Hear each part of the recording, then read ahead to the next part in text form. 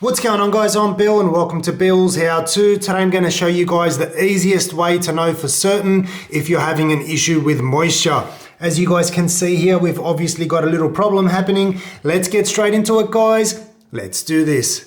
Alright guys, so I'm going to show you the easiest way to determine if you're having an issue with moisture. The tool that we're going to be using today is very cheap and can be used on a range of different construction materials.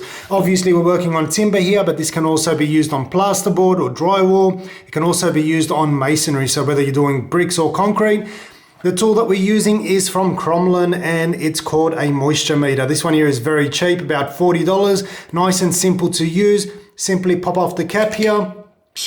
And you can see we've got two little pins there on top. All we need to do is just simply switch it on. And we're going to cycle through. This one here by default is set on masonry, so you can see little bricks there on the side. We'll cycle that one there, and that's our little timber symbol here, or wood. Okay, now all we need to do is just simply take these little pins here on the end, push them into the timber, and that's going to give us a reading. Generally, anything under 10% isn't anything to worry about. Once you're exceeding 10%, 15, 20 in particular, you've definitely got an issue. So let's start down here on this water damage section, see what our reading's going to be. I might actually bring you guys in close and show you first. If you have a close look there, we can see a little nail section here that's starting to protrude because it's simply bubbling up where the filler is. You can see down here is swollen as well. As we go up, you can see where the water's been traveling up and creating nice little patterns here on our architrave. So some people might think this is just an issue with the paint. Try and sand it and paint it again, only to find that it's going to return. If you have a look in nice and close there, you can see it's raised as well, textured, and if I peel that off, I'm sure I can take that off with my nail now. It'll be very, very soft. Also, you can do a fingernail test. Take your fingernail, press it into the timber, and you can see how easily I put a mark there. It will come up somewhere where it's nice and dry. Do the same thing, same amount of pressure. And you can barely see anything right there.